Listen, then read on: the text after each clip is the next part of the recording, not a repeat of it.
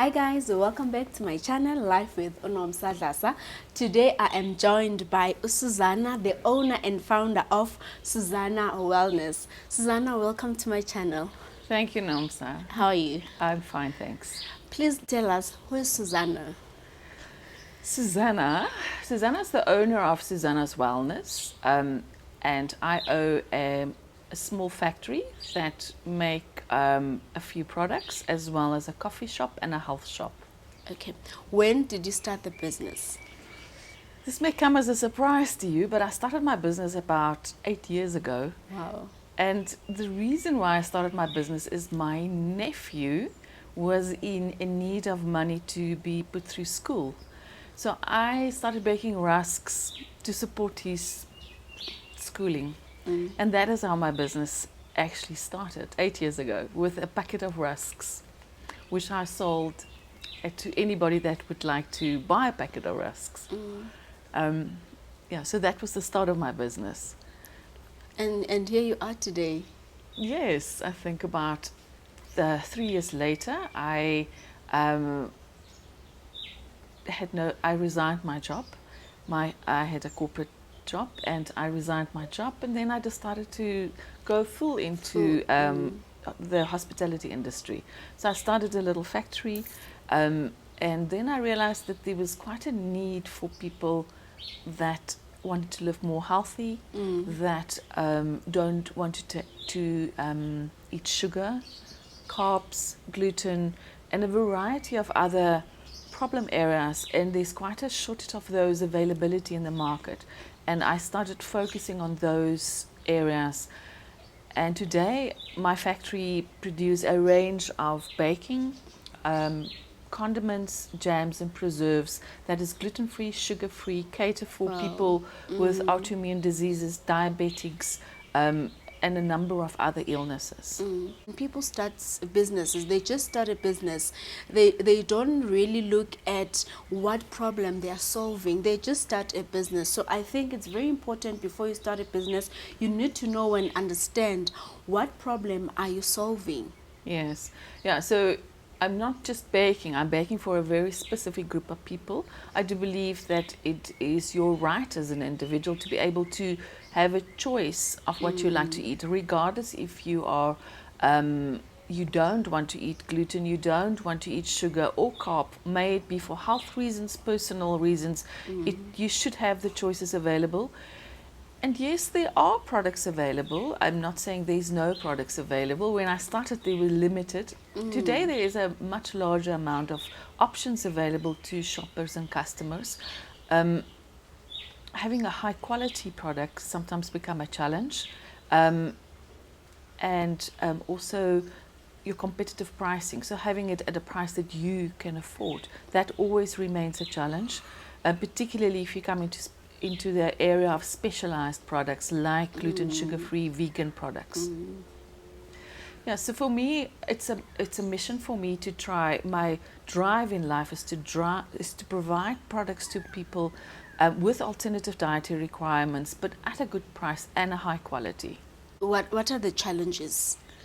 The challenges is availability of products at a reasonable price. For instance, I use not sugar, which means I have to seek alternative options. There's limited available options, although I continuously research. Many of them have side effects. So it remains a challenge. I always renew, I research a lot, and try and always offer my customers the best that is available in the marketplace. Saying, you always have to research, and you have to give the best quality at an affordable price. Would you say you still make profit? Do you still make something out of everything, or do you get profit, or you're running at a loss? You make the profit levels on food in the food industry is small, so you really almost need to do a certain volume, and it remains a challenge because I don't want to be a large volume business, but I can also not remain too small, otherwise I cannot make a profit. So in order to be able to have a profit, you have to deliver a certain level of volume, but you don't want to do it at the cost of quality. So my challenge is continuously to remain small enough that I can still deliver a quality product, but at the same time make a profit. I like what you're saying, because I've seen people who would now compromise, the services or the product because they want to make money, And I like the fact that you're not compromising on the health, and you're not compromising on the quality. You still give the best, And thank you so much. I wish a lot of people would remain like that, because obviously when you're starting, you want to do your best, you want to give the best. Now, because of finances, you end up compromising all of that. That's so right. Yeah. For what products do you offer? So the range of baking, in my factory we make rusks, biscottis, some brownies, and in my rusk category we do a vegan rusk, we do a keto or a low carb rusk, and we also do a sugar-free rusk, both health and buttermilk. In the jam space, which I really love, is we've got a variety of jams, and I've got many jam customers, so strawberry, very berry, apricot, peach, and then depends on availability. We also have preserves. I love to work with green or purple preserves, and an orange jam. Those are all very seasonal. So I would, whenever it's season, it's citrus season like now, we'll get our batches. We make just enough for us for the year. By the end of this year, it's all finished, and next year we'll have another batch again. So I love to work with seasonal products, available products. That I ideally can get organic, so I try my best to try and support small farmers or business people like myself, and buy from them. And then on the condiment side, I personally love chilies, so I've got a large range of chilies.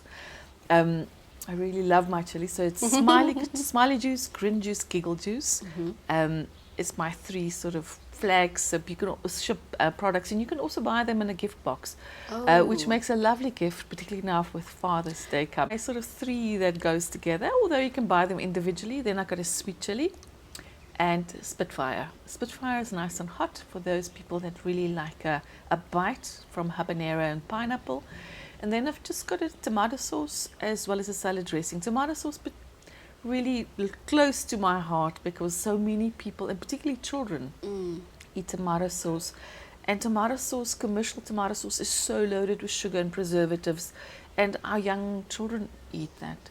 And that to me is so scary, because if from a young age, if you start getting so many preservatives into your tummy, your probiotic system gets so destabilized, and that's what results in adults, which is gluten intolerant, has got leaky bowel syndrome, and a number of other really bad syndromes, and prevent them from living a healthy life. And we all want to be healthy. And we all want to be healthy. We all want to, and it starts from your children, not just looking after yourself, also looking after your children, making sure that they adopt healthy habits and they don't result in adults, which is all kinds of problems. And you find so many young children meaning 19, 20, that suffer with gluten intolerance, sugar intolerances, diabetics at a young age. Yeah, young age. And oftentimes those is as a result of the food that they eat. I know a lot of people, they're saying that eating healthy is quite pricey. What's your take on that?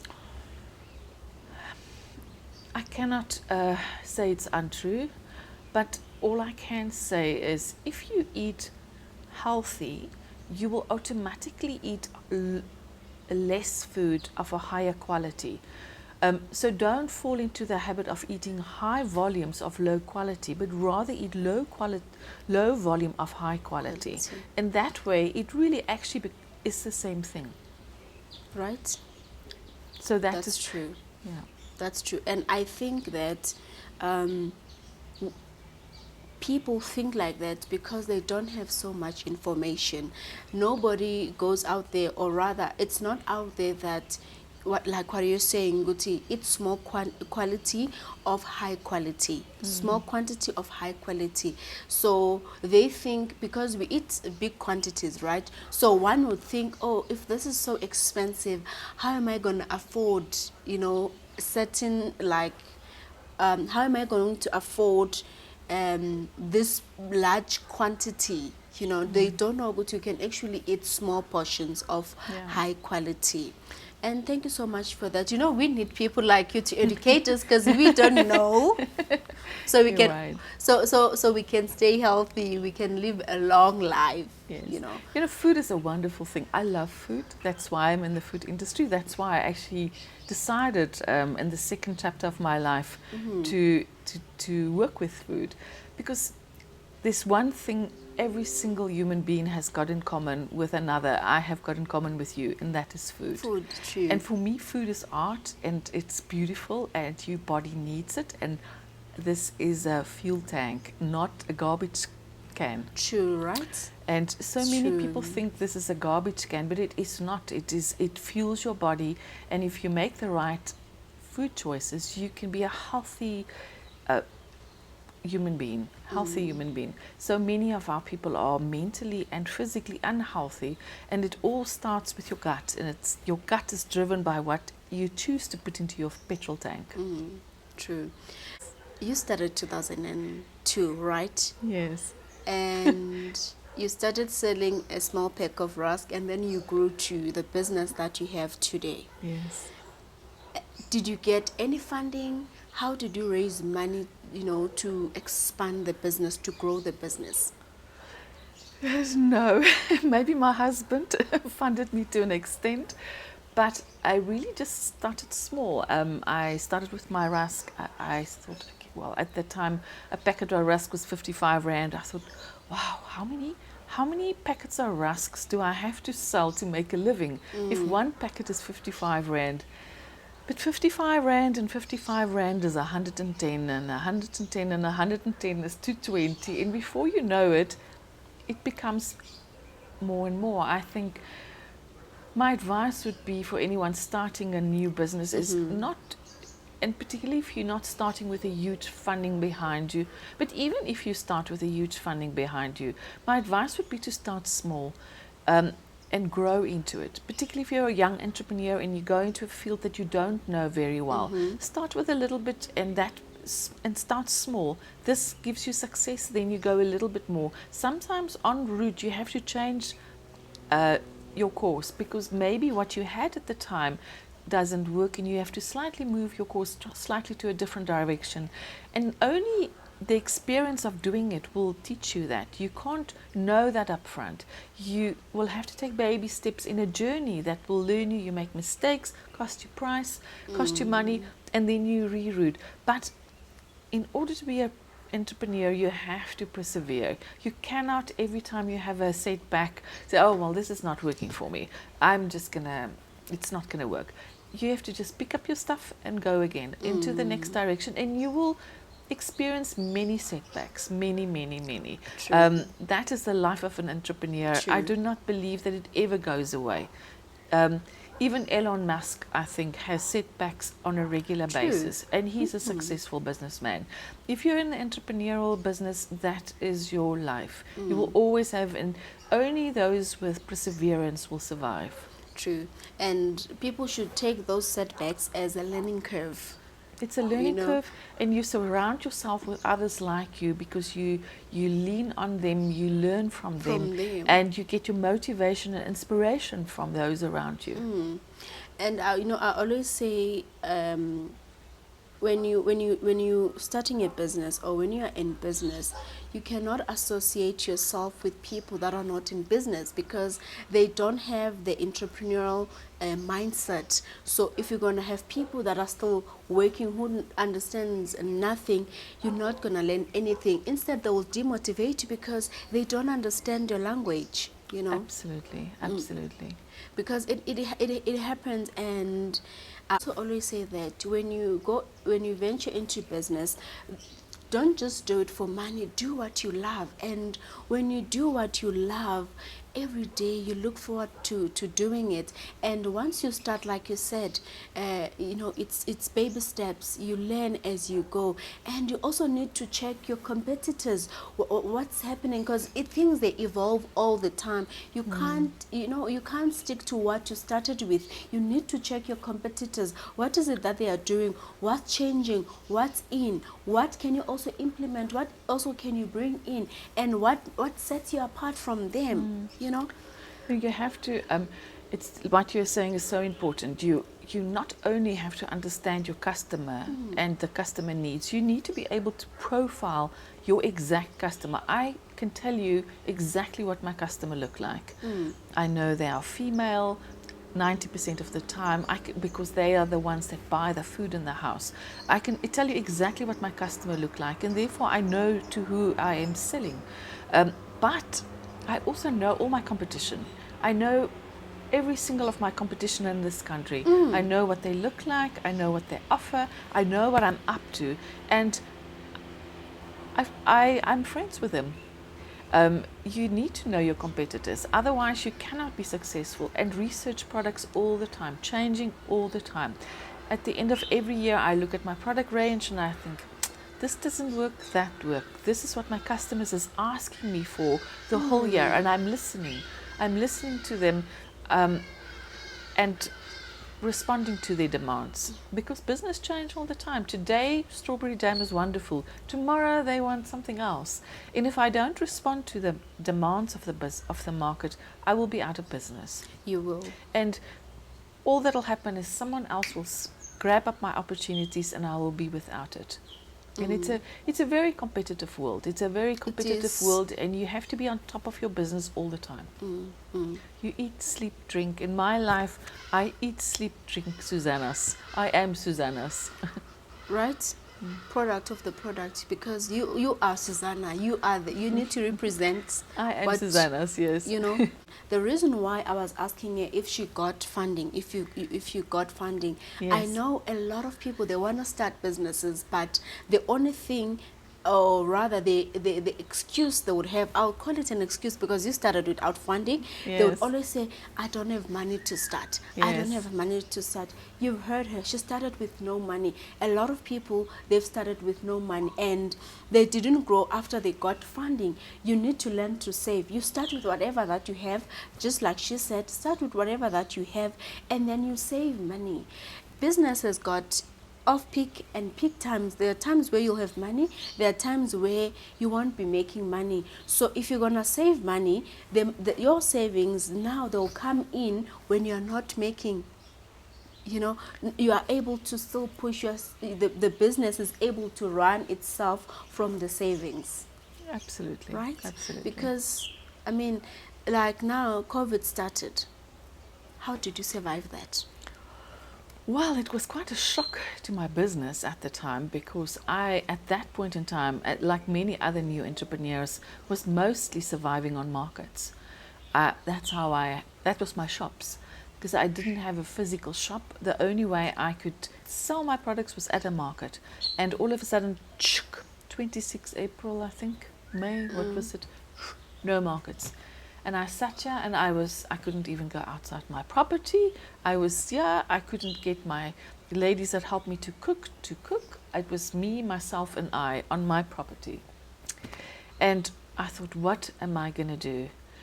And I realized that there's loads of people out there that cannot get their food, but they still need their food. So because I had a little business, I was able to get a license, and I started delivering. I started my online shop, and I sold online, and people ordered from me, and once a week I would get in my car, put my mask on, and travel from house to house to house to deliver. And that is how I survived. So my business during COVID grew almost double that year. Just purely because I took a different avenue. I realized that people had a need, and I had to change my direction, and I started getting products from other small businesses like myself, because people were looking for food. they were buying my products, but they were also really looking for food, and they couldn't go to a McDonald's or a restaurant, and they all needed food. So I got food from smaller businesses like myself around me. I bought from them, I sold it online, and I delivered it, and that is how I survived. And it took my business to a whole new level. Wow. You know, with this COVID, to other businesses it was a curse, to others it was a blessing. Like you're saying, if COVID did not happen, I assume your business wouldn't be where it is today, because before COVID you were comfortable only selling in the market.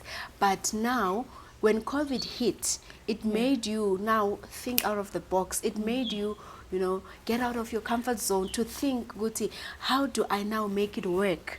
The single thing that for me changed, not just in my business but in the industry, is before COVID, South Africans was reluctant to buy online. And not only were they reluctant to buy online, it was very hard to deliver anything. Even if you wanted to deliver it, there was limited courier services, it was pricey and expensive, it was unreliable, you never knew if your product is going to land. So consumers weren't comfortable buying online. COVID took us to a total different level. There is so many courier services and companies that you can choose from. I mean, myself, I deliver countrywide. I deliver across the country. I even deliver to my products to Singapore, to an expat shop. So I deliver everywhere. Wow. And I do both perishable and non-perishable products, just depending on the courier company. There's a variety of them at an affordable price. And customers has learned to trust that their product will actually deliver, and they no longer have to go into a shop if they don't want to. Of course, sometimes you want to, but they don't need to, and they've got convenience of getting it at their front door without paying a huge amount, and they know it's going to arrive. All right, I know a lot of people who were not comfortable buying online, but I've seen a lot of people now, they buy online, they shop online. I think maybe because, we had a lot of scammers online, so people were scared that if I put my banking details, a certain somebody will get hold of them and I'll lose my money. But it has, COVID, has showed us and taught us that actually it is safe. You can actually shop online. Exactly, yeah. So now, Zuzanna, Yes. what would you say to somebody who wants to start a business like yours? What would you advise them? Not only a business like yours, any other business, what would you advise them? I know we've said a lot, but do you have any other thing that you would like to say to them? Somebody says, you know what, I would like to start a business. I would like to be successful like Zuzanna. What do I do? I think you need to have a product. And sometimes a product is a silly thing. Like in my case, it was a packet of rusks, which you think, can you really make a life and a business out of a packet of rusks? Yes, you can, because it grows. It grows. So find whatever is your product, whatever you believe, and it may not be something like a commodity, like a piece of packet of rusk. It might be a service. So, yes. It's not necessarily a piece of something, but decide what is your product, embrace it and drive it through. Find somebody to buy it, and just start. For me, just stop talking and get going. Right, true. And what are your future plans for Zuzanna's? For Zuzanna's. Yes. I do really believe that we can have a little Zuzanna's across the country in many, many health shops. It may be that it needs to go together with lifestyle, like in gyms, or maybe where there's pharmaceutical shops at the moment sell only vitamins and tablets. It doesn't actually include a range of other products, which is, so my wellness shop expands into not just my own range, but also a variety of other food options, which is meals, bread, other healthy products, ice cream, waffles. It makes it possible for you to have for you, if you choose not to have sugar and gluten, etc., to live a healthy life. And it would be wonderful if those product ranges is available in places like chemists, pharmacists, or at a health shop. If you're finished, what I mean is a gym. So if you walk out of your gym, you can actually straight away go and right there and then get your range of products that you need. Maybe if you go and see your doctor, you can go out of your doctor and not just get your prescription of medication, but also get your range of food products. Possibly do some education with schools, education with people, that they actually know that what happened to them, what happens when you put stuff into this piece of in your mouth, and that that you can put high quality in, that will give you a high quality life. So I love to be able to do education. I would like to take my brand into much larger areas than what it's at the moment. At the moment I've got one shop, I've got an online presence, and I do provide a couple of health shops with my products, but I would really like to fly. Right. That's what I'm ready to do now. I'm ready to fly. Do you also do events? I do. If you mean events like catering for events. I do on a small scale, but I do, yes, I do. I've got a women conference networking business that I support, so they regularly, I do catering for them. And I will do smaller events. At the moment, smaller events. I haven't done large things, but then, of course, I focus on gluten, sugar-free health. So if you have coffee at my health shop, you have gluten-free or sugar-free or a vegan cake. You have the option anyways. So I focus on those because I do believe that we in general can eat healthier than we do all at the moment. Yes, and as we spoke earlier, I do believe that you should embrace your body just the way it is. We don't all have to look like Barbie doll. We can look like we look. We are African women. We can embrace our bodies, but of course at the same time you need to strive towards being healthy. But you don't have to look like Barbie doll to be healthy. True. Those looking like Barbie dolls doesn't mean they're healthy. No. Yes. Where do people find you? Where people find me, they find me online, of course. I have got a website, Zuzannas.africa, and then I have got a coffee shop at the moment, a health and coffee shop, which is in Kalsveld, Midrand, in Wisken Avenue. All the details is also available on the website. Okay. I'm also gonna put all the details on the description box below. Her email and everything. Come and support Zuzanna, guys, and yeah. And Zuzanna, thank you so much. I've learned a lot, and I can't wait to taste the coffee and chilies? Do you eat chilies? Do you eat jam? I eat everything. So from now on, I'm going to be shopping here because I want to be healthy. I want to live long. Thank you so much, Zuzanna. Do you have any last words you'd like to share? Just message to any entrepreneur out there. It's really worthwhile. It brings you lots of satisfaction to have your own business. Yes, of course, you have a roller coaster ride of emotion, but if you have got the resilience to persevere, it's very satisfactory. Thank you so much, guys. Thank you so much for watching. I'll leave Zuzanna's details on the description box below. Please check it out, and you can contact her at any time if you've got more questions about living healthy, about the things she sells, the food she sells. Please contact her and she will answer. Thank you so much. Thank you for watching. Goodbye and God bless you. Thank you, Namsa. Thank you.